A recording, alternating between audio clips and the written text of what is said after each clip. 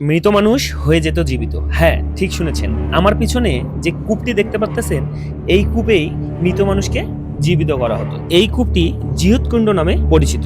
একসময় রাজা মহারাজাদের আমলে যুদ্ধে যে সৈনিকগুলো নিহত হতো, তাদেরকে নিয়ে এসে এই কূপে ফেলে দেওয়া হতো।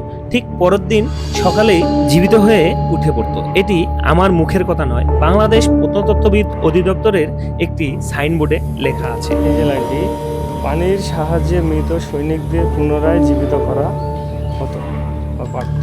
রাজা পরশুরাম তার মৃত সৈনিকদেরকে এই কূপের সাহায্যে জীবিত করতেন। শাহ সুলতান সেটা জানতে পেরে চিলের সাহায্যে এই কূপে এক টুকরা গরুর মাংস ফেলে দিয়ে কূপের জীবনদানের ক্ষমতা নষ্ট করে দেন। তারপর রাজা পরশুরাম পরাজিত হয়। ঠিক শুনেছি, এটি সেই জিহতকুণ্ড, যেই জিহতকুণ্ডতে শত শত বছর আগে মানুষকে জীবিত করা হতো। কালের বিবর্তনে রাজা পরশুরাম পরাজিত হয়েছে, হারিয়েছে জিহতকুণ্ড তার নিজস্ব ভারসাম্য।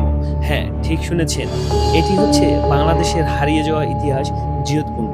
এই জিহতকুণ্ডটি বগুড়ার মহস্থানগড়ে অবস্থিত। চলুন দেখে আসা যাক। দেখেন, এটা হচ্ছে জিহতকুণ্ড, এমন একটা জায়গা, প্রত্নতাত্ত্বিক নিদর্শন আর কি। এই যে জিহতকুণ্ড, এই কূপে এমন এক সময় ছিল যে সময়ে এই কূপের ভিতরে মানুষকে ফেললে, মৃত মানুষকে ফেললে জীবিত হইত। আমরা এই জিহতকুণ্ডটা দেখবো। এটাই হচ্ছে পুরাটাই জিহতকুণ্ড।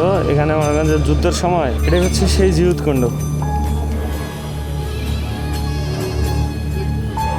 কি এটা? দেখ, এটা হচ্ছে জিহতকুণ্ড, এই কূপ।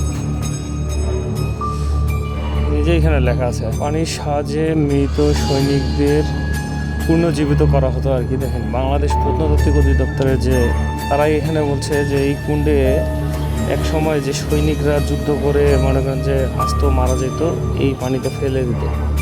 ফেলে দেওয়ার ফলে তারা আবার জীবিত হয়ে উঠতো। কিন্তু এখন আর এই কূপে পানি নেই। কী যে একটা বিষয় ছিল। এখানে অনেক লোকেই আছে, মোটামুটি দেখার জন্য অনেক দর্শনার্থীরা আছে। দেখেন কত দর্শনার্থী আছে, এই সাইডে আছে আর ওইদিকে আছে, অনেকজন আছে। দেখেন, বিষয়টা এরকমই না বন্ধু? কেমন দেখলা জিহতকুণ্ড? কিছুই তো নাই, এটা তো এক সময় ছিল, এখন তো নেই।